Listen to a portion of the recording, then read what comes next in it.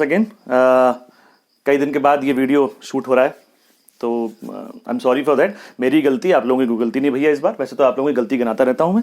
इस बार कुछ काम थे, कुछ व्यस्तता थी। व्यस्तता भी नहीं थी, सर्दी थी। ठीक है भाई, सुबह मैं उठ नहीं पाता बहुत जल्दी। 7 बजे सुबह क्लास होती है, जल्दी जाना पड़ता है। रात को थक जाता हूँ तो यार बनाना मुश्किल हो जाता है। खैर, अब मैं दोबारा से रिदम में आ गया हूँ। अब जल्दी जल्दी वीडियो आपके पढ़ेंगे, लगातार वीडियो डालेंगे, डोंट वरी। मुझे मालूम है पिछले वीडियो में भी मैंने ऐसा कहा था, लेकिन चिंता ना करें, अब ऐसा होगा। ठीक है, आप लोग बहुत कमेंट करते हैं, बहुत बच्चे फ़ोन भी करते हैं कई सारे कि सर मैसेज करते हैं व्हाट्सएप पे, बट अब करेंगे, डोंट वरी। ठीक है, पॉलिटी चल रहा है हमारा। पॉलिटी के मेरे ख्याल से 2-3 वीडियो हो चुके हैं। आज एक बहुत ही इंपॉर्टेंट वीडियो हम पॉलिटी का करेंगे। पॉलिटी अपने आप में एक बड़ा इंपॉर्टेंट सब्जेक्ट है, कई सारे एग्जाम में पूछा जाता है। लेकिन पॉलिटी में भी सबसे इंपॉर्टेंट टॉपिक कौन सा है? तो भैया वो है फंडामेंटल राइट्स। सुना होगा सब लोगों ने, कहीं ना कहीं थोड़ा बहुत पढ़ा भी होगा। तो एक आप हेडिंग डाल लीजिए एक नए पेज पर, मूल अधिकार या फंडामेंटल राइट्स। ठीक है जी, फंडामेंटल राइट्स ये कहां है संविधान में? जैसा कि आपको पता है बेटा, कई सारे भाग हैं, 22 भाग ओब्लिक 25 भाग। मैंने 2 तरीके से आपको चीजें बताई थी। तो आप ऐसा भी ऊपर हेडिंग डाल लीजिएगा, भाग 3 the part 3 of the Indian constitution and article 12 से लेकर के 35 तक बेटा फंडामेंटल राइट्स के बारे में डिस्क्रिप्शन है। From article 12 to article 35 there is a description about fundamental rights. So what are these fundamental rights? ये मूल अधिकार हैं क्या? सबसे पहले वो समझते हैं। थोड़ा लंबा वीडियो होगा, मैं एक वीडियो नहीं बनाऊंगा, कोशिश करूंगा 3 वीडियो में खत्म हो जाए। बहुत इंपॉर्टेंट टॉपिक है बेटा, मेरा विश्वास कीजिए। और यहां पर बहुत सारी चीजें समझते हुए चलेंगे हम लोग, जल्दबाजी में नहीं भागेंगे, समझते हुए चलेंगे। 3 वीडियो 4 वीडियो भी हो सकते हैं, कोई बात नहीं। आज मैं खाली यह समझाऊंगा आपको इस वीडियो में कि मूल अधिकार है क्या। आपको मूल अधिकारों पर आगे जाने से पहले यह समझना पड़ेगा मूल अधिकार है क्या, और यहीं से भी बहुत सारे क्वेश्चंस आपके एग्जाम के लिए बनेंगे। फंडामेंटल राइट क्या है, पहले तो ये जरा समझते हैं। ये तो आपको पता ही होगा, यूएसए से लिया गया है। It has been taken from the constitution of USA. वहां बिल ऑफ राइट इसको कहते हैं। तो अब ये क्या है, लेट अस सी। पुराने जमाने में राजा महाराजा हुआ करते थे साहब। एक राजा था, उसका एक राज्य हुआ करता था, बड़ा सा देश हुआ करता था, राज्य हुआ करता था, और मर्जी का मालिक था। जिसको चाहता था मंत्री बनाता था, जिसको चाहता था सेनापति बनाता था, जो चाहे वो करता था। और मंत्री, सेनापति, उसके कर्मचारी सब मिल करके जनता के साथ जो चाहते थे वो करते थे, मर्जी के मालिक थे। जनता तो बेचारी परेशानी रहती थी। पुराने जमाने में ऐसे ही था बच्चों। भले ही किसी भी राजा के बारे में कितनी महानता की बातें लिखी हों, लेकिन हम जानते हैं कि जो महानता की बातें हर एक राजा के बारे में लिखी हुई हैं, वो उन्हीं लोगों ने लिखी हैं जो उनके दरबार में रहा करते थे। ठीक है भाई, मैगस्थनीज ने लिखी इंडिका, उसमें कह दिया चंद्रगुप्त मौर्य बहुत महान थे। मैगस्थनीज भैया वहीं तो रहा उसके दरबार में, उसके दरबार में रहकर उसकी बुराई कर सकता था? वो नहीं कर सकता था। तो असलियत यही थी कि राजा महाराजा अपने लोगों के माध्यम से जनता को परेशान ज्यादा करते थे। जनता बेचारी परेशान ज्यादा रहती थी, टैक्स ज्यादा देती थी, और कुछ अच्छे काम भी कर देते होंगे वो लोग। तो राजा जो होता था अपनी मर्जी का मालिक था। वो अपने लोगों के माध्यम से लोगों पर मनमानी करता था। आज भी एक राजा है, आज भी एक सिस्टम है पूरा। हाँ, राजा आज की डेट में जनता चुनकर भेज रही है, ये बात ठीक है, लेकिन पूरा सिस्टम है। कैसा सिस्टम है? जैसे मैं कुछ चीजें बता रहा हूं आपको, हालांकि मैं आपको आर्टिकल 12 बता रहा हूं, यहीं से शुरू करूंगा, बट ठीक है, अभी खाली डिस्कशन का पार्ट इसको मान के चलिएगा। अगर मैं पूरा सिस्टम को इंक्लूड करूं कि भारत का पूरा सिस्टम क्या है, तो उसको मैं ऐसे लिखूंगा, संघ की विधायिका। अभी विधायिका और कार्यपालिका क्या होता है भैया? पहला वीडियो देखेगा पॉलिटी का, है ना, उसके बाद ही समझ में आएंगी सारी चीजें। अब लाइन से देखें, जो भी नए बच्चे देखते हैं वीडियो को, बेटा पॉलिटी के जो लेक्चर्स हैं, पॉलिटी के लेक्चर 1, 2, 3, 4 इस प्रकार से देखें। ऐसे नहीं कि कोई भी लेक्चर कहीं से उठा लिया, वो दिक्कत होगी। सेम इकोनॉमी के जो वीडियो पढ़े हुए हैं, तो इकोनॉमी के जो 1, 2, 3, 4 या टॉपिक वाइज ही देखें उसको, तभी समझ में आने वाला है उसको। तो संघ की विधायिका तथा कार्यपालिका, संघ की विधायिका तथा कार्यपालिका, लेजिस्लेचर एंड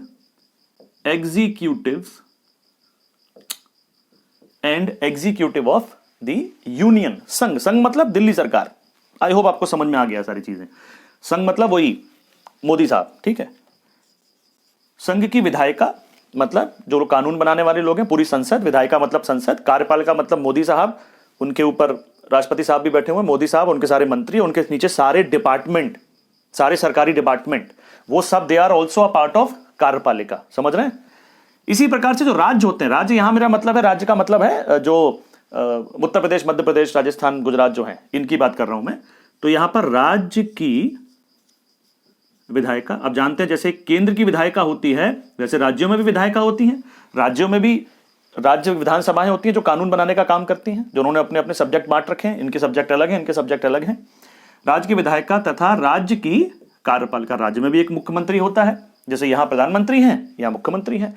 ये सेंटर गवर्नमेंट के सारे डिपार्टमेंट देखते हैं और ये स्टेट गवर्नमेंट के सारे डिपार्टमेंट देखते हैं। सारे डिपार्टमेंट के हेड ये मंत्री लोग हैं यहां पर। कार्यपालिका, ठीक है भाई। अब कार्यपालिका का मतलब समझ रहे हैं ना आप लोग? प्रधानमंत्री, उनके नीचे सारे मंत्री, उनके नीचे सभी डिपार्टमेंट, उनके नीचे डिपार्टमेंट में काम करने वाले सभी कर्मचारी। इनकम टैक्स डिपार्टमेंट का कोई भी एक कर्मचारी, क्लर्क, चपरासी, कोई भी, क्या वो चपरासी, इसके बारे में लिख रहा हूं यहां पर? आंसर इज यस, लिख रहा हूं, ठीक है। और उसके बाद बात करूं तो जो स्थानीय निकाय होते हैं, स्थानीय निकाय मतलब लोकल बॉडीज, इंग्लिश वाले चाहे तो लिखते चलें संग संग, लोकल बॉडीज, स्थानीय निकाय। स्थानीय निकाय में बेटा क्या आता है? स्थानीय प्रशासन, आई वुड रादर से लोकल एडमिनिस्ट्रेशन। लोकल एडमिनिस्ट्रेशन में क्या आएगा? लोकल एडमिनिस्ट्रेशन में आएगा आपका पंचायत हो गए, आपके नगर निगम, नगर पालिका एक्सेट्रा। ये भी तो सरकारें ही हैं, ये तो एक प्रकार की सरकारें हैं। तो आपकी लोकल सरकारें हैं। आपके मोहल्ले के एक सभासद होता है, आपके प्रदेश में, आपके शहर में एक मेयर होता है, तो ये सब भी सरकारें हैं। आपके गांव में पंचायत होती है, भी सरकारें हैं जो अपना अपना काम करती हैं। इसके अलावा सभी सरकारी या अर्ध सरकारी संस्थान, जैसे एलआईसी है भाई साहब, एलआईसी में सरकार का पैसा लगा हुआ है। ओएनजीसी है, गेल, भेल, सेल, सरकारी कंपनियां हैं सब। ये सब अगर मैं मिला दूं तो इन सब को ही मैं कहता हूं राज्य। याद रखिएगा इस बात को। This is the state. तो what is the definition of state in the Indian constitution? The definition of state is this. और बेटा यही लिखा हुआ है आर्टिकल 12 के अंतर्गत। कहां लिखा हुआ है? आर्टिकल 12 के अंतर्गत। ये सारे लोग मिल करके क्या आप पर मनमानी चला सकते हैं? इनकम टैक्स ऑफिसर आप पर मनमानी चला सकता है? पुलिस का एक आदमी आके, सिपाही पुलिस का, क्या पुलिस का सिपाही राज्य है? आंसर इज यस, पुलिस का सिपाही राज्य है। क्या पुलिस कमिश्नर राज्य है? आंसर इज यस, वो यहां आता है, राज्य है। क्या डीएम साहब राज्य हैं? बोले आंसर इज यस, वो यहां आता है, राज्य है। ठीक है। आरबीआई राज्य है? आंसर इज यस, वो यहां आता है, राज्य है। ये सब राज्य हैं। ये सब अगर मिल जाएं तो क्या जनता पर मनमानी चला सकते हैं? इसका आंसर भी यस है बेटा, चला सकते हैं मनमानी। अगर मिल जाएं तो भैया किस पे जाओगे, किस पर गुहार लगाओगे? ये अपनी मनमानी कर सकते हैं। तो ये अपनी मनमानी ना कर सकें इसलिए जनता को कुछ अधिकार दिए गए हैं। समझे आप? ये अपनी मनमानी ना कर सके इसलिए जनता को कुछ अधिकार दिए गए हैं। वही अधिकार कहलाते हैं मूल अधिकार। आप समझिए बहुत ध्यान से बातों को, इनको बेटा समझना बहुत जरूरी है। Fundamental rights are the rights which have been given by the Indian constitution to an individual against state. राज्य के प्रति हैं कि राज्य, और राज्य जहां जहां मैं बोलूंगा तो उसका मतलब आप समझिएगा मैं इन सब के बारे में बात कर रहा हूं, किसी एक पर्टिकुलर चीज के बारे में बात नहीं कर रहा हूं। तो यहां से आप ये भी समझ पाए होंगे कि राज्य का मतलब कोई क्षेत्र नहीं है कि यहां से यहां तक राज्य है, यहां से यहां तक राज्य नहीं। राज्य का मतलब एंटायर सिस्टम है, वो पूरा तंत्र है जो राज्य कहला रहा है as per the definition given in the article 12 of Indian constitution. Getting my point? Okay. तो ये अपनी मनमानी ना कर सके इसलिए आपको क्या दिए गए बच्चों? मूल अधिकार। तो मूल अधिकार आपको राज्य से बचाएंगे, इसीलिए सबसे पहले आर्टिकल 12 में ये लिख दिया कि किससे बचाएंगे? राज्य से। और राज्य मतलब क्या? बोले राज्य मतलब ये। फटाफट इसकी परिभाषा नोट कर लीजिए, हेडिंग डालिए आर्टिकल 12, राज्य की परिभाषा, द डेफिनेशन ऑफ स्टेट। फटाफट नोट कर लीजिए, वीडियो पॉज करके नोट कर लें। ठीक है, आगे चलते हैं। देखिए, मूल अधिकारों का प्रावधान आर्टिकल 12 से 35 तक है, लेकिन मूल अधिकार आपके 14 से लेकर 32 तक होंगे। ठीक है, दोनों चीज याद रखनी बेटा आपको।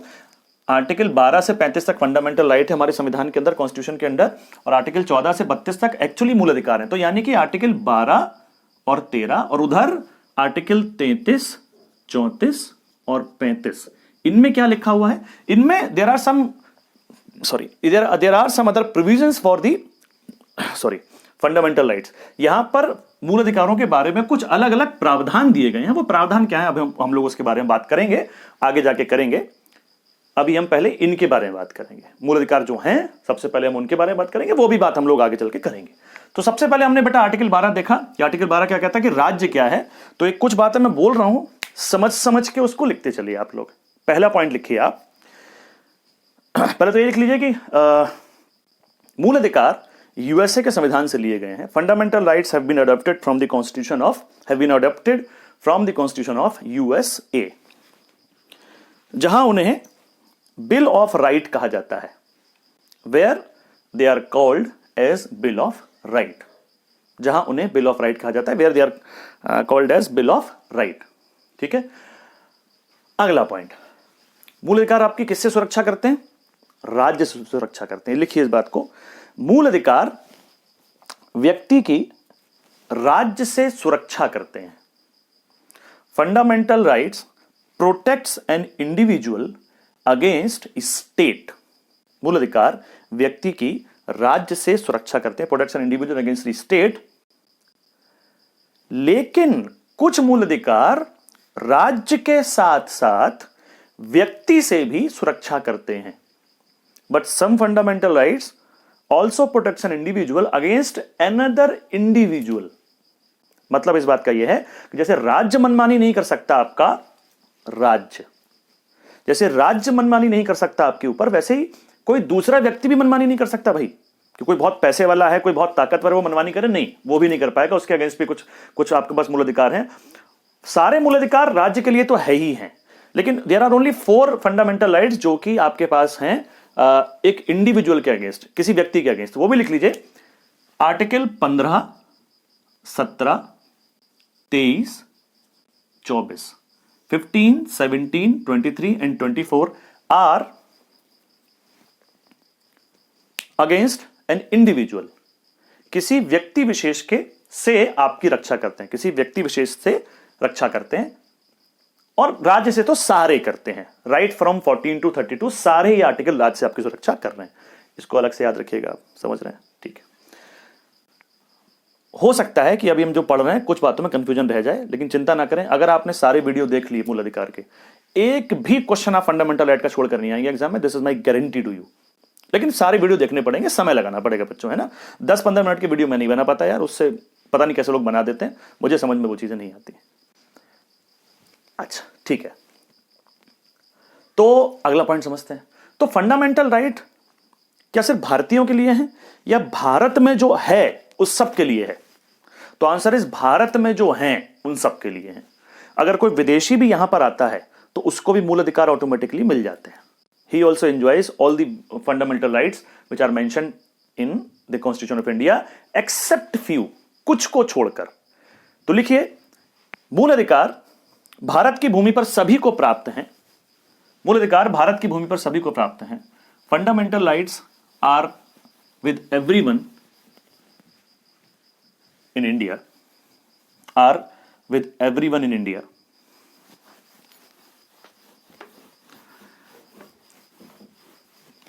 परंतु कुछ मूल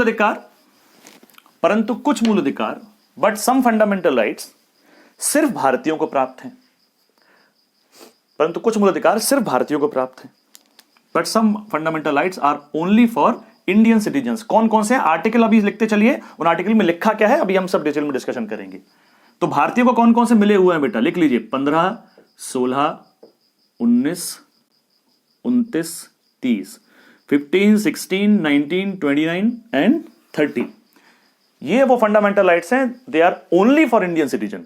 ये किसी विदेशी के लिए नहीं है। ये क्वेश्चन अभी हाल फिलहाल ही कई सारे एग्जाम में मैं इसके ऊपर क्वेश्चन देख चुका हूं। ठीक है, लिख लिया बच्चों? ओके साहब। अब मूल अधिकार आपके अधिकार है, ठीक है, आपका हक है उसको लेना, और अगर कोई नहीं देगा तो आप सुप्रीम कोर्ट जा सकते हैं सीधे, हाई कोर्ट भी जा सकते हैं सीधे। तो लिखिए अगली पॉइंट, मूल अधिकारों का संरक्षक सुप्रीम कोर्ट को बताया गया है। Supreme Court is considered as the custodian of fundamental rights. मूल अधिकारों का संरक्षक सुप्रीम कोर्ट को बताया गया है।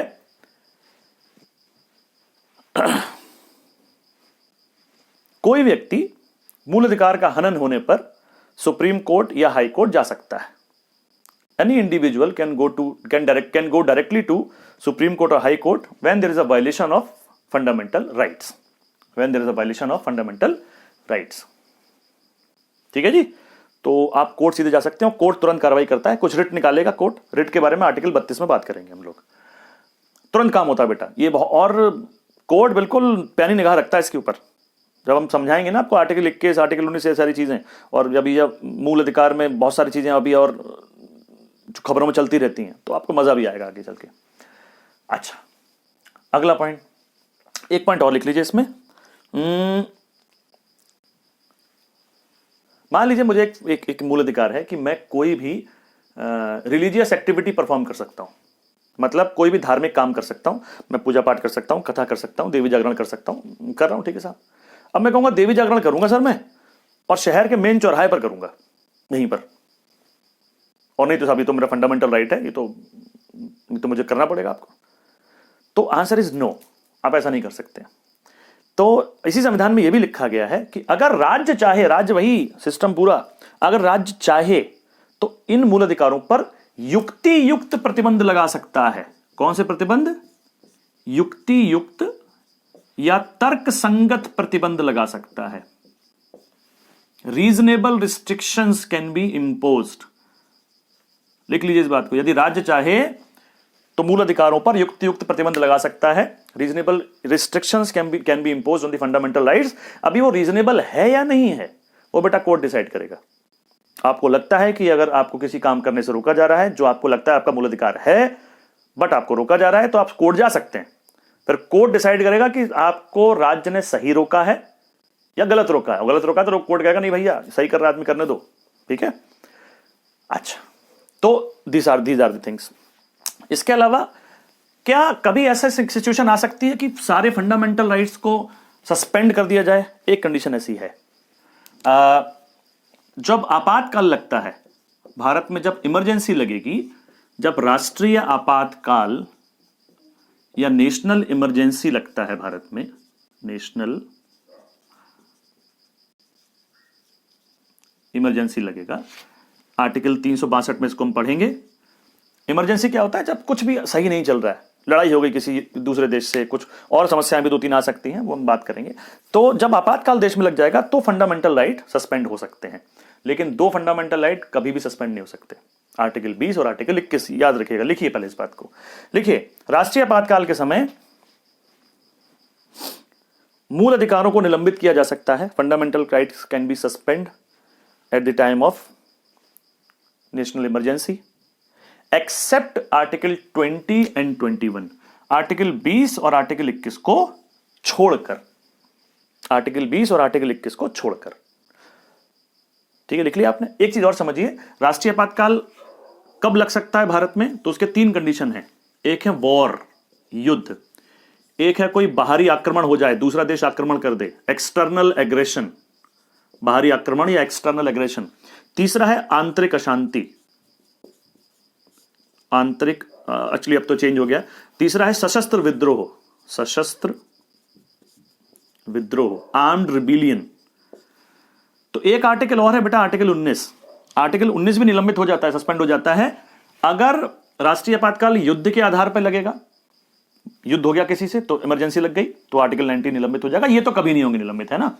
बाकी सब भी निलंबित हो जाएंगे, ये भी निलंबित हो जाएगा। बाहरी आक्रमण हो गया तो भी निलंबित हो जाएगा। लेकिन अगर आपातकाल सशस्त्र विद्रोह वाले क्लॉज पर लगाया गया है तो आर्टिकल 19 निलंबित नहीं होगा। ठीक है बेटा, इसको याद रखिएगा, इसको लिख लीजिए। यदि राष्ट्रीय आपातकाल सशस्त्र विद्रोह के आधार पर लगाया जाए तो आर्टिकल 19 निलंबित नहीं होता है। If national emergency is imposed on the basis of the armed rebellion, then Article 19 along with Article 20 and 21 will not get suspend. ठीक है जी, तो खाली ये दो नहीं है, ये भी हैं, इसके बारे में आ जाता है क्वेश्चन, लोगों को पता नहीं होता ये चीज। ठीक है, अगला पॉइंट एक और लिख लीजिए। अब जैसे आर्टिकल 19 हम डिस्कशन करेंगे कि you have the right to freedom, you have the freedom of expression and speech. आपके पास वाक और अभिव्यक्ति की स्वतंत्रता है, कुछ भी अभिव्यक्त कर सकते हैं आप, कुछ भी एक्सप्रेस कर सकते हैं, कुछ भी बोल सकते हैं, कुछ भी लिख सकते हैं, कुछ भी ऐड बना सकते हैं, कुछ भी पिक्चर बना सकते हैं, कहीं भी कुछ भी कर सकते हैं। अब मान लो एक एग्जाम्पल ले रहा हूं कि कोई सेना का बड़ा अधिकारी है, सर्जिकल स्ट्राइक करने जा रहा है पाकिस्तान में। आज पिक्चर रिलीज हुई है, वो उरी वाला है ना, मैं देखा नहीं, आप देख के आइएगा उसको। तो मान लीजिए सर्जिकल स्ट्राइक करने कोई अधिकारी गया और वहां पहुंच करके फेसबुक पर अपडेट कर रहा अपना स्टेटस कि doing surgical strike in Pakistan, और लोकेशन भी टैग कर दी, पता लगा। तो बेचारा खुद भी जाएगा, बाकी सैनिकों को लेकर जाएगा। तो कोई कहेगा उससे, भाषा ये क्यों किया तुमने? साहब this is my freedom of expression and speech, this is article 19, तो मैं कुछ भी एक्सप्रेस कर सकता हूं। तो वो तो समस्या हो जाएगी यार। दूसरा, कभी आपने सुना है कि आर्मी ने विद्रोह कर दिया या आर्मी हड़ताल पे चली गई, आर्मी ने धरना दे दिया, आर्मी वाले धरना दे रहे हैं, कभी सुना आपने? भैया आर्मी हड़ताल पे गई तो इधर से घुसेगा पाकिस्तान, इधर से घुसेगा चाइना, समस्या ही खत्म हो जाएगी। तो कुछ ऐसी चीजें हैं, कुछ ऐसे डिपार्टमेंट्स हैं जिनको की मूल अधिकार सस्पेंड किए जा सकते हैं। ये संसद की पावर है। संसद चाहे तो आर्म्ड फोर्सेस की फंडामेंटल राइट्स को रोक सकती है, इस बात को भी याद रखिएगा आप लोग, चाहे तो लिख लीजिएगा इसको। ठीक है, अच्छा अब हम थोड़ा सा आगे चलते हैं। तो ये कुछ बेसिक बातें मैंने आपको फंडामेंटल राइट्स के बारे में बताई। तो अभी हम ये समझे कि फंडामेंटल राइट्स क्या है। Fundamental rights are the rights जो कि आपकी सुरक्षा कर रहे हैं स्टेट से, राज्य से। और राज्य जहां जहां बोल रहा हूं बेटा, आर्टिकल 12 में से वैसे याद रखिएगा, आर्टिकल 12 दोबारा एक बार समझ लीजिएगा, रिवीजन कर लीजिएगा। तो अब हम चलते हैं, हमारे पास फंडामेंटल राइट्स हैं कौन कौन से। हमारे पास बेटा 7 फंडामेंटल राइट थे। कितने थे? 7। उसमें से एक कम हो गया, 6 बचे। तो कौन कौन से फंडामेंटल राइट हमारे पास थे? सबसे पहले हमारे पास एक फंडामेंटल राइट है समानता का अधिकार। चाहे तो आप नोट भी करते चलिए मेरे साथ में। समानता का अधिकार, राइट टू इक्वलिटी, जो कि आर्टिकल 14, 15, 16, 17 और 18, इन 5 आर्टिकल में हम लोग पढ़ेंगे। दूसरे नंबर का है बेटा स्वतंत्रता का अधिकार, right to freedom, right of freedoms, स्वतंत्रता का अधिकार, राइट टू फ्रीडम। ये भी बेटा 4 आर्टिकल में है। इसमें हम आर्टिकल 19 पढ़ेंगे, 20 पढ़ेंगे, 21 पढ़ेंगे और 22 पढ़ेंगे। तीसरा है बेटा शोषण के विरुद्ध अधिकार, शोषण के विरुद्ध अधिकार, राइट अगेंस्ट एक्सप्लॉइटेशन। इंग्लिश में बेटा बोलता जा रहा हूं, आप लोग नोट करते चले इंग्लिश वाले जो हैं। राइट अगेंस्ट एक्सप्लॉइटेशन, शोषण के विरुद्ध अधिकार, ये है बेटा आर्टिकल 23 और आर्टिकल 24 में। इसके अलावा पहले एक लिस्ट बना लेते हैं, आर्टिकल की बात बाद में करेंगे। ये लिस्ट से भी कई सारे क्वेश्चन आ जाएंगे भाई आप लोगों के, ठीक है। आर्टिकल 4 में बेटा धार्मिक अधिकार आते हैं, धार्मिक स्वतंत्रता के अधिकार, रिलीजियस राइट्स आते हैं इसमें। और ये 4 आर्टिकल में है, 25, 26, 27, 28, ठीक है। संक्षिप्त थोड़ा बताता भी चलता हूं। समानता में मतलब ये जो 5 आर्टिकल हैं ये सबको समान बनाते हैं। ऐसे काम कुछ नहीं होंगे, राज्य ऐसा कोई काम नहीं करेगी जिससे 2 लोगों में असमानता पैदा हो कि तुम ज्यादा बढ़िया, तुम बेकार। नहीं, सबको समान बनाना है भाई। स्वतंत्रता के अधिकार, आपको अलग अलग तरीके की स्वतंत्रताएं हैं, स्वतंत्र हैं आप। स्वतंत्रता बेटा एक बहुत ही बड़ा शब्द है, उसको हल्के तौर पर समझने का प्रयास करेंगे इन 4 आर्टिकल में कि what is freedom, are we really स्वतंत्र, लेट वी विल सी। शोषण के विरुद्ध अधिकार, शोषण नहीं कर सकते आप किसी का, राज्य भी नहीं करेगा, व्यक्ति भी नहीं करेगा। मैंने बताया था आपको 15, 17, 23, 24 ये 2 ऐसे हैं जो कोई व्यक्ति भी नहीं करता है, ठीक है। धार्मिक अधिकार ये बताते हैं भाई आप कोई भी धर्म मानो, कोई धर्म प्रोपोगेट करो, धर्म पे टैक्स नहीं लगेंगे, सब चीजें इसमें बात करेंगे। इसके अलावा 5वां आता है बेटा सांस्कृतिक तथा शैक्षिक अधिकार, एजुकेशनल एंड कल्चरल राइट्स। ये एक्चुअली माइनॉरिटीज के अधिकार हैं। आप ब्रैकेट में अल्पसंख्यकों के अधिकार लिख लेना इसमें, ये अल्पसंख्यकों वाले हैं, माइनॉरिटीज के, राइट फॉर माइनॉरिटीज ऐसे लिख लेना उसके ब्रैकेट में। ये बेटा 2 आर्टिकल में है, आर्टिकल 29 इसमें पढ़ेंगे हम एंड आर्टिकल 30 पढ़ेंगे। इसके अलावा 6वें नंबर का जो है या जो था, इट वॉज संपत्ति का अधिकार, राइट टू प्रॉपर्टी। ये बेटा आपका फंडामेंटल राइट था कि आप प्रॉपर्टी रख सकते हैं, it is your fundamental right. तो इसने बड़ी सारी समस्याओं को जन्म दे दिया था। तो ये इट वॉज इन आर्टिकल 31। तो इसको फिर हमने रिमूव कर दिया। इसके लिए हमने 44th कॉन्स्टिट्यूशन अमेंडमेंट किया, 44वें संविधान संशोधन 1978 के द्वारा हमने इसको संविधान से हटा दिया था। देख लेना ब्रैकेट में इसके कि this article 31 was removed from the constitution by 44th constitution amendment 1978। Article 31 को 44वें संविधान संशोधन 1978 के द्वारा संविधान से हटा दिया गया था। संविधान से मतलब मूल अधिकारों से हटा दिया गया था। संविधान में तो है ये, अभी इसको यहां से हटा करके कहीं और लिख दिया गया था, आर्टिकल 300A में इसको लिख दिया गया था। तो now it has been become a legal right, not a fundamental right. I will tell you what is legal right and what is fundamental right. और 7वां जो एक्चुअली अब 6वां है, तो आज की डेट में कितने हैं भाई? 6 हैं। पहले कितने थे? 7 थे। तो 7वां पहले के हिसाब से या आज की डेट में जो 6वां है वो कौन सा है?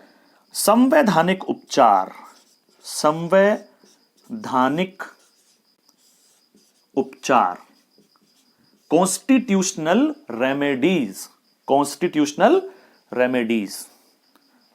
इसके लिए भी एक ही आर्टिकल है, आर्टिकल नंबर 32, संवैधानिक उपचार या कॉन्स्टिट्यूशनल रेमेडी। इसमें यह है कि अगर इसमें यह आपको नहीं मिल रहे हैं, स्वतंत्रता नहीं मिल रही है आपको, समानता नहीं मिल रही, तो क्या करेंगे आप?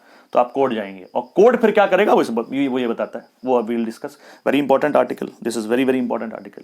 ठीक है, ये लिस्ट आई होप आपने बना ली होगी, नहीं बनाई तो वीडियो पॉज करें, फटाफट बनाएं और अब एक एक करके इसके बारे में बात करना शुरू करते हैं। तो अब एक हेडिंग डालेंगे, आप बड़ी सी हेडिंग डालेंगे, समानता के अधिकार। आई विल ट्राई कि इस वीडियो में इसको हम खत्म कर लें, ये फिर अगले वीडियो में यहां तक देख लेंगे, फिर बाकी देख लेंगे। अगला हेडिंग डालिए समानता के अधिकार,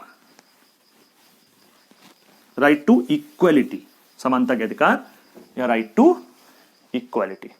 ठीक है भैया, ठीक है जी। तो क्या कहते हैं ये आर्टिकल? सबसे पहले आप एक हेडिंग डालेंगे, article number 14, article 14, article 14।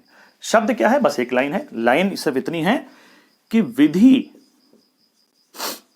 Article 13 नहीं बताया मैंने अभी आपको, है ना, 12 बताया है, 13 नहीं बताया है, we will discuss it later, है ना। तो 13, उधर 33, 34 और 35 हम बाद में डिस्कशन करेंगे, पहले इनकी डिस्कशन हो जाए। ठीक, 12 इसलिए जरूरी था क्योंकि आपको डेफिनेशन ऑफ स्टेट तो समझनी पड़ेगी, क्योंकि फंडामेंटल राइट तो आपको डेफिनेशन के अगेंस्ट ही मिले हैं ना, वो स्टेट के अगेंस्ट ही मिले हैं ना। विधि के समक्ष समानता, शब्द आपको थोड़ा टेक्निकल लग सकता है, लेकिन बेटा एग्जाम में टेक्निकल शब्द यही लिखे हुए आते हैं, संविधान में लिखा है। संविधान की भाषा थोड़ी क्लिष्ट है, तो ऐसे याद करनी पड़ेगी बेटा। विधि के समक्ष समानता, कॉमा, विधि का समान संरक्षण। इंग्लिश में अगर बोलूं तो equality against law, comma, equal protection, equal protection by the law. मतलब क्या है? मतलब समझते हैं। विधि के समक्ष समानता, विधि का मतलब होता है कानून, इक्वलिटी अगेंस्ट लॉ, कानून। विधि के समक्ष समानता मतलब विधि कानून के सामने सब समान है। ठीक है भाई, सब लोग कानून के सामने समान है। दूसरा शब्द क्या है? दूसरी सेंटेंस क्या है? विधि का समान संरक्षण, कानून सबका समान रूप से संरक्षण करेगा या प्रोटेक्शन करेगा या सुरक्षा करेगा। Equal protection by the law, law will protect everyone equally. देखो दोनों के मतलब एक से नजर आ रहे हैं, बट एक्चुअली एक है नहीं, थोड़ा सा डिफरेंस है। ये लाइन ली गई है ब्रिटेन के संविधान से, इसको याद रखिएगा। It has been taken, this line has been taken from the constitution of Britain and this has been taken from the constitution of USA. दो अलग अलग लाइन अलग अलग संविधानों से हमने ली है। ये क्या कहता है? ये थोड़ा सा नेगेटिव है एस्पेक्ट इसका, ये थोड़ा सा नेगेटिव इन नेचर है। ये क्या कहता है? हाँ भाई, सबके लिए कानून समान है, विधि के समक्ष समानता, सब समान है कानून की नजर में। भाई साहब बदतमीजी मत करना, जो सजा आपको मिलेगी, इनको मिलेगी, वही आपको भी मिलेगी। आपको भी आए बदतमीजी नहीं, सब कानून की नजर में सब समान है, ठीक है भाई। ये क्या कह रहा है? कह रहा बेटा चिंता मत करना, तुम्हारा भी कानून उसी प्रकार से प्रोटेक्शन करेगा, संरक्षण करेगा जैसे इसका करेगा, और तुम्हारा भी जैसे करेगा वैसे इसका करेगा। कहने का तरीका अलग है, क्या एक ही बात रहे हैं। अभी तक तो यही समझ में आया हमको। एक छोटी सी कहानी है। एक आदमी एक पुजारी के पास जाता है, कहता है साहब ये बताइए, मैं गायत्री मंत्र पढ़ता हूँ सुबह सुबह, उससे मुझे लगता है सिगरेट पी लूँ, तो गायत्री मंत्र पढ़ते पढ़ते सिगरेट पी सकता हूँ क्या मैं? पुजारी बहुत चिल्लाता है उसके ऊपर, बोले पागल होगा यार, गायत्री मंत्र का तुम अपमान करोगे, बिल्कुल अलाउड नहीं है ऐसा। ठीक है साहब। उसी पुजारी के पास कुछ दिन बाद एक दूसरा आदमी आता है, वो कहता है सर मैं जैसे कभी कभी सिगरेट पीता हूँ, सुबह सिगरेट पीने की आदत है मुझे, तो सिगरेट पीते पीते मुझे लगता है कि चलो गायत्री मंत्र बोल लूँ, तो बोल सकता हूँ क्या पीते पीते? बोले हाँ गायत्री मंत्र कभी बोल सकते हैं आप, उसमें क्या समस्या है? समझ रहे हैं बात आपको? तो बात एक ही है, कहने का तरीका अलग अलग हो जाता है। ये कह रहा है कि भैया सबका समान रूप से संरक्षण करा जाएगा, ये कह रहा है सब लोग के लिए समान कानून समान है, लेकिन फर्दर इसको जब इलेबोरेट करते हैं हम लोग तो इसका मतलब थोड़ा बदल जाता है। ये कहता है कि सबके साथ समान व्यवहार, सबका साथ सबका विकास, कुछ याद आ गया था मुझे, चलो एनीवे, सबके साथ समान व्यवहार, ठीक है, जितने भी लोग हैं भारत में उस सबके संग समान व्यवहार होगा। ये नहीं कहता ऐसा है। ये क्या कहता है? ये कहता है समान के साथ समान और असमान के साथ असमान व्यवहार। ये कहता है इक्वल बिहेवियर टू एवरीवन, ये कहता है equal behaviour to equals and unequal inequal behaviours to inequals. मतलब बेटा ये है इस बात का, मैं कुछ 2-3 एग्जांपल से आपको समझाता हूं। जैसे मान लीजिए कि ये यहां से रेस शुरू हो रही है, यहां पर फिनिश लाइन है, सब लोग को यहां से फिनिश करना है। मैं कह रहा हूं सब लोग यहां से दौड़ेंगे सर, सब यहां से दौड़ रहे हैं, सब यहां से दौड़ेंगे सर, सब बराबर हैं एकदम। एक बच्चा ऐसा है जिसका पैर खराब है, उसका बेचारे का एक पैर नहीं है, तो मुझसे कहता हूं तुम भी यहीं से दौड़ोगे, सब समान है, तो गलत होगा ना वो तो यार। अगर मैं उसको यहीं से दौड़ाऊंगा वो तो गलत होगा, वो समान थोड़ी है इन लोग के, वो तो असमान हो गया ना यार। तो मुझे क्या करना चाहिए? आइडियली मुझे इस बच्चे का जिसका पैर खराब है मुझे यहां खड़े कर देना चाहिए, समझ रहे? क्योंकि इसको भी तब इसको जो है समान अधिकार मिलेगा। अभी तक तो असमान बना दिया मैंने इसको। ये बात यही बताता है कि समान के साथ समान व्यवहार और असमान के साथ असमान व्यवहार। इसका दूसरा एग्जाम्पल भी हम ले सकते हैं कि भाई आप कितना पैसा कमाते हैं? बोले सर 2 लाख रुपए महीना, 2 लाख रुपए साल का कमाते हैं। अच्छा चलो ठीक है, तुम कितना कमाते हो? बोले 5 लाख रुपए। 5 लाख रुपए कमाते हो, इतना टैक्स दो, चलो इससे नहीं लिया मैंने, इससे ले लिया। आप कितना कमाते हैं? बोले 20 लाख रुपए साल। ओहो आप तो इतना टैक्स दीजिए। आप और ज्यादा कमाते हैं और टैक्स दीजिए। तो जितना ज्यादा कमाएगा आदमी उतना ज्यादा टैक्स देते जाएगा। आप टैक्स की रेट उस हिसाब से बढ़ती चली जाती है। टैक्स वाली वीडियो देख सकते हैं आप इकोनॉमिक्स में। जैसे जैसे आदमी की आय बढ़ रही है, इनकम बढ़ रही है, वैसे वैसे उसका टैक्स का स्लैब भी बढ़ता जा रहा है। तो टैक्स हम भेदभाव पूर्ण तरीके से लगा रहे हैं ना। एक से कह रहे हैं भाई तुझे देना ही नहीं है, हटा छोड़, उससे कह रहा है तुझे देना है, तो भेदभाव कर दिया कि नहीं? बट आप समझिए ये असमान है, वो ये अलग है, वो अलग है, तो बराबर लाने के लिए भैया कुछ तो करना पड़ेगा ना। तो इसलिए ये क्या कहता है कि भैया आप असमान व्यवहार कर सकते हैं अगर कोई असमान व्यक्ति है। फटाफट इसको नोट कर लीजिए, आपको याद रखना चाहिए। सब बातें जो बोलता जा रहा हूं बेटा इनको सबको नोट करते चलिएगा आप लोग, ठीक है? सारी बातें आपको याद रखनी है, इसको नोट कर लीजिए फटाफट। आर्टिकल, दिस इज आर्टिकल 14, ठीक है जी? ओके, हो गया नोट? अच्छा एक लाइन इसमें और लिख लीजिए भैया। आर्टिकल 14 के हिसाब से सब समान है, 2 लोग नहीं है। 2 लोग के बारे में क्या रखा भैया? ये लोग समान नहीं है। कौन कौन समान नहीं है? एक है प्रेसिडेंट, राष्ट्रपति, और एक है राज्यपाल, गवर्नर। क्यों समान नहीं है बेटा? इनके अगेंस्ट में कोई ना तो केस शुरू होगा, ना रिपोर्ट लिखी जाएगी, कुछ नहीं होगा। जब तक ये पोस्ट पर हैं इनके अगेंस्ट कोई कानूनी कार्रवाई शुरू ही नहीं हो सकती। लेटेस्ट एग्जांपल अभी कल्याण सिंह जी का है।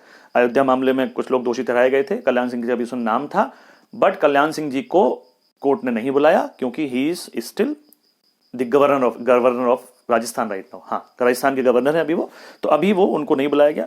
जब तक पोस्ट पर है कोई आदमी, पोस्ट से उतर जाएगा आदमी तो उसको बुलाया जा सकता है, ठीक है। तो इसको लिख लीजिए, राष्ट्रपति और राज्यपाल आर्टिकल 14 के अपवाद हैं। President and governor are the exceptions of article 14। राजा लोग हैं साहब, ये तो करना पड़ेगा इतना, तो आप लोग कह सकते हैं साहब ये तो गलत है ना, ठीक है, अब इतना हम कर सकते हैं, कोई समस्या नहीं है। चलो साहब, तो this was article 14। I hope समझ में आया आप लोगों को। अगला समानता का जो मामला है वो आर्टिकल 15 में आता है, और आर्टिकल 15 और 16 अभी थोड़े से खबरों में भी हैं। 103वां संविधान संशोधन कर दिया गया है, राष्ट्रपति ने शायद साइन कर ही दिए होंगे, परसों तरसों ही हुआ है अभी ये। 10% आरक्षण सवर्णों को दिया जा रहा है ना कुछ, हाँ, तो उस पर भी कुछ बात करेंगे हम लोग। तो आर्टिकल 15 और 16 दोनों में कुछ चेंज किए जा रहे हैं, तब ये क्या है। अगला हेडिंग डालिए, आर्टिकल 15। आर्टिकल 15 क्या कहता है? आर्टिकल 15 कहता है भैया, राज्य केवल वर्ड का मतलब क्या है समझाते हैं अभी। धर्म, मूल, वंश, जाति, लिंग, जन्म स्थान के आधार पर भेदभाव नहीं कर सकता। राज्य क्या नहीं कर सकता? भेदभाव नहीं कर सकता। किन आधारों पर? धर्म, मूल, वंश, जाति, लिंग, जन्म स्थान, religion, caste, creed, race, sex and the place of birth. इस आधार पर राज्य भेदभाव नहीं कर सकता। मतलब राज्य ये नहीं कर सकता हाँ भाई आप हिंदू हैं, आप मुसलमान हैं, चलिए हिंदू को मिलेगा मुसलमान को नहीं मिलेगा, ये नहीं कह सकते सर आप। राज्य ये भी नहीं कह सकते हाँ भाई आप काले हैं, आप गोरे हैं, हाँ गोरों को मिलेगा बस, कालों को नहीं मिलेगा, ऐसा नहीं कह सकते आप ये नहीं कह सकते अच्छा आप कहाँ पैदा हुए हैं, आप उड़ीसा में पैदा हुए हैं और आप उत्तर प्रदेश में पैदा हुए हैं, हाँ भाई खाली ये तो खाली उड़ीसा वालों को मिलेगा, उत्तर प्रदेश वालों को नहीं मिलेगा, ये सुविधा, ठीक है। तो आप राज्य ऐसा नहीं कर सकता। लेकिन ये शब्द क्या लिखा है? राज्य केवल इन आधारों पर ऐसा नहीं कर सकता, यानी इसके अलावा दूसरे आधार हो सकते हैं। इसके अलावा there may be some other basis on which state can discriminate. इस लाइन का अच्छा अंग्रेजी वालों को शायद बोलना भूल गया मैं। State cannot discriminate on the basis of religion, caste, creed, sex and place of birth, ठीक है। But state can still discriminate on any other basis, परंतु राज्य किसी अन्य आधार पर भेदभाव कर सकता है, ठीक है मेरे भाइयों। अच्छा, इसी आर्टिकल में का जो पार्ट बी है, उस पार्ट बी में यह भी लिखा हुआ है कि यह खाली राज्य के लिए नहीं है, कोई व्यक्ति के लिए भी है। अगर कोई व्यक्ति इन आधारों पर कुछ जगह पर भेदभाव नहीं कर सकता, जैसे मान लीजिए उसका होटल है तो होटल में आने से किसी को रोक नहीं सकता वो कि भाई आप जो है फलाने धर्म के हैं, आप नहीं आएंगे, आप फलानी जगह से आते हैं, नहीं आप नहीं आएंगे। मेरा सिनेमा हॉल है, सिनेमा हॉल में खाली ये इट इज ओनली फॉर काले लोगों के लिए है, गोरे लोगों के लिए, इस तरह का कोई व्यक्ति भी नहीं कर सकता। तो याद कीजिए मैंने बताया था आपको कि 15, 17, 23, 24 ये व्यक्ति से भी व्यक्ति की सुरक्षा करते हैं, ठीक है। तो यहां पर कोई व्यक्ति भी ये काम नहीं कर सकता। लेकिन इसमें कुछ और बातें हैं। एक बात तो ये लिख लीजिए अगली बात, परंतु यदि राज्य चाहे तो महिलाओं और बच्चों के लिए विशेष प्रावधान कर सकता है। But state can make special provision for women and children. परंतु यदि राज्य चाहे तो महिलाओं और बच्चों के लिए विशेष प्रावधान कर सकता है। वो तो ठीक है, आपने देखा भी होगा, इसी आर्टिकल में लिखा है वो, है ना। या आर्थिक तथा शैक्षिक रूप से पिछड़े SC, ST और OBC के लिए विशेष प्रावधान कर सकता है। या लिखते रहिए फटाफट, आर्थिक शैक्षिक और आर्थिक नहीं, आर्थिक लिखा तो काट दीजिएगा उसको। या शैक्षिक और सामाजिक रूप से पिछड़े हुए अनुसूचित जाति, अनुसूचित जनजाति और अन्य पिछड़ी जाति, other backward classes, SC, ST, OBC के लिए प्रावधान कर सकता है on the basis of what? Social and educational basis पर।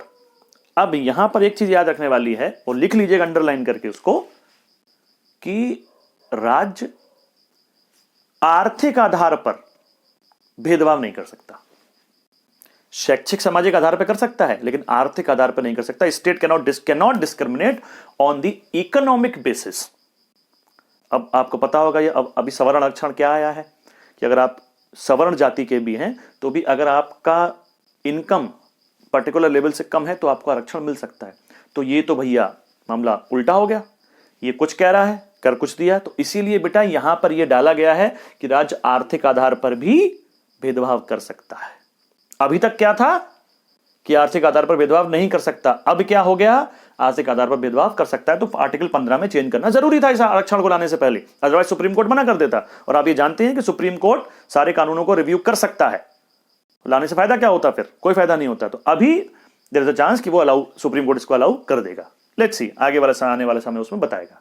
लिख लिया बेटा आपने, समझ गए इस बात को, लिख लीजिएगा कि आर्थिक आधार पर भेदभाव नहीं कर सकता, और ब्रैकेट में लिख लीजिएगा 103वें संशोधन, 103 में ही है ना बेटा, 100, ठीक है। एक्ट जब बनेगा, अभी एक्ट आई डोंट नो अभी राष्ट्रपति ने साइन किए ही नहीं कि नहीं है, लोकसभा से पास हो गया, राज्यसभा से पास हो गया, राष्ट्रपति ने साइन कर ही दिए होंगे।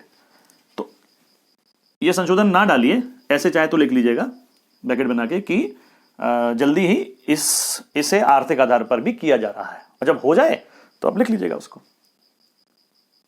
ठीक है जी। अब अगला लिखिए आर्टिकल नंबर 16, आर्टिकल नंबर 16। इस एक आर्टिकल को और पढ़ते हैं, तो मुझे थोड़ा जल्दी है, कहीं जाना है आज, तो इन चीजों को फिर अगली बार हम करते हैं नेक्स्ट वीडियो में। वैसे भी मेरे ख्याल से 30-40 मिनट का वीडियो हो गया होगा, लंबे वीडियो तो पचते भी नहीं है आप लोगों को, डाइजेस्ट नहीं हो सकते ना लंबी वीडियो, फिर मुश्किल आती है आप लोगों को, जो बेटा गलत आदत है। अब लंबे वीडियो पढ़ना सीखो आप लोग। खैर एनीवे, कोई चिंता वाली बात नहीं है, पढ़ रहे हो मेरे लिए यही बहुत है, आप पढ़ते रहो बेटा। इतना मैटर आपको मैं ये इस चैनल पे प्रोवाइड करा दूंगा कि आपको किसी कोचिंग में जाने की जरूरत ही नहीं है। छोटे से छोटा और बड़े से बड़ा एग्जाम आप घर बैठे क्रैक कर सकते हो। अभी तो शुरुआत है बेटा, अभी तो मैं थोड़ा समय के मेरे पास अभाव है। आप देखो क्या क्या देता हूं मैं आपको अभी बहुत जल्दी जीएस कंप्लीट करूंगा मैं धीरे धीरे आपकी, उसके बाद आपको मैं मैथ भी दूंगा, रीजनिंग भी दूंगा, इंग्लिश भी दूंगा, सब कुछ, हिंदी भी दूंगा, सब कुछ आपको इस प्लेटफॉर्म पर मिलेगा और अच्छा कंटेंट मिलेगा बेटा। मुझे मालूम है कि जिन बच्चों का बेसिक जो अंडरस्टैंडिंग थोड़ी वीक है, उनको थोड़ा मुश्किल होती है मेरे चैनल को समझने में, आई नो दिस। लेकिन बेटा वो मुश्किल सिर्फ इसलिए है क्योंकि आप लगातार वीडियो को देखते नहीं हैं। अगर आप लगातार वीडियो को देखें ना तो कोई समस्या होगी नहीं। और बाकी जो आपका इतना प्यार मिल रहा है, मुझे मालूम है कि बच्चे बहुत प्यार दे रहे हैं मुझे, मतलब डेली कोई ना कोई ऐसा कमेंट आता है कि सुबह सुबह मैं उठता हूँ, उस कमेंट को पढ़ता हूँ तो मुझे जोश से भर जाता हूँ, चलो यार गुड। बट वही है कि थोड़ा सा मेहनत करनी पड़ेगी, बड़े बड़े वीडियो को देखना पड़ेगा आपको, ठीक है जी। चलो एनीवे, आर्टिकल 16, आर्टिकल 16 क्या कहता है? आर्टिकल 16 कहता है सार्वजनिक नियुक्तियों में समानता। सार्वजनिक का मतलब बेटा यह होता है सरकारी, ठीक है, संविधान में ऐसे लिखा हुआ है तो आपको यही याद रखना है। मतलब सरकारी नौकरियों में समानता, इक्वलिटी इन पब्लिक अपॉइंटमेंट्स, सार्वजनिक नियुक्तियों में समानता, इक्वलिटी इन पब्लिक अपॉइंटमेंट्स। अब सब ये तो होता नहीं सर, आरक्षण होता है सर, कहां समानता कहां है? तो बेटा यही आर्टिकल कहता है कि नियुक्तियों में आप समानता रखेंगे। इन अगेन ये वाले आधार हैं उसके लिए कि इन आधारों पर आप किसी को किसी नियुक्ति के लिए रोक नहीं सकते कि आप काले हैं, आप गोरे हैं, आप ये हैं, आप वो हैं, आप इस धर्म से उस धर्म से नहीं रोक सकते। लेकिन 2-3 चीजें इसमें और भी हैं, वो चीजें अभी आपको पता होना चाहिए। चीज नंबर 1 लिखते चलिए फटाफट आप इसमें, कि राज्य सामाजिक और शैक्षिक रूप से पिछड़े हुए SC ST के लिए SC ST और OBC के लिए आरक्षण का प्रावधान कर सकता है। किस रूप में पिछड़े हुए?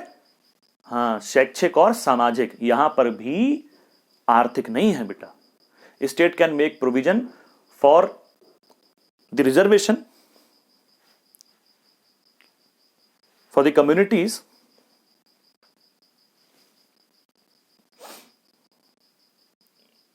या for the backward classes on the basis of educational and social. Okay, लिख लिया बेटा आपने, ठीक है।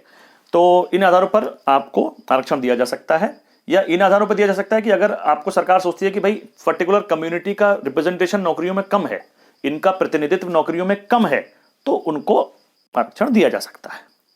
लेकिन इसमें भी आर्थिक आधार नहीं है, तो यहां पर भी बेटा चेंज अब सरकार को करना पड़ेगा। सरकार के पास कोई दूसरा ऑप्शन नहीं है। एक और इसमें आधार है, धर्म का वैसे बेस नहीं हो सकता, लेकिन अगर कोई धार्मिक संस्था है जिसमें नियुक्ति करनी सरकार को, जैसे मैं क्या एग्जाम्पल बताऊं आपको, से एग्जाम्पल सेना की बात करें, सेना में कुछ धर्मगुरु टाइप के लोग पोस्ट भी होती हैं, मुसलमानों के अलग धर्मगुरु होते हैं, हिंदुओं के अलग धर्मगुरु भी होते हैं वहां पे, तो धर्मगुरु तो बेटा उस धर्म से जाएंगे ना। अब हिंदू धर्म का अगर धर्मगुरु वहां बनाना है सेना के अंदर, तो अब मुसलमान तो नहीं हो सकता, या मुसलमानों के लिए बनाना है तो हिंदू तो नहीं हो सकता, तो वहां धर्म के आधार पर भी हो सकता है। तो लिख लीजिए कुछ धार्मिक पदों पर नियुक्ति के लिए या किसी धार्मिक संस्था पर नियुक्ति के लिए धर्म को आधार बनाया जा सकता है, धर्म को आधार बनाया जा सकता है। विद दिस इस वीडियो को बेटा यहीं समाप्त करते हैं। 2 बार कम से कम इस वीडियो को देखिएगा आप, समझना है फंडामेंटल राइट क्या है। दोबारा बोल रहा हूं, फंडामेंटल राइट जिस दिन हम खत्म कर लेंगे, 2-3 वीडियो लगेंगे इसमें, जिस दिन खत्म कर लेंगे फंडामेंटल राइट्स की एक भी डाउट आपके दिमाग में नहीं रह जाएगा, और एक भी क्वेश्चन आप फंडामेंटल राइट का छोड़कर नहीं आया करेंगे। This is my guarantee to you. ठीक है जी, ओके जी।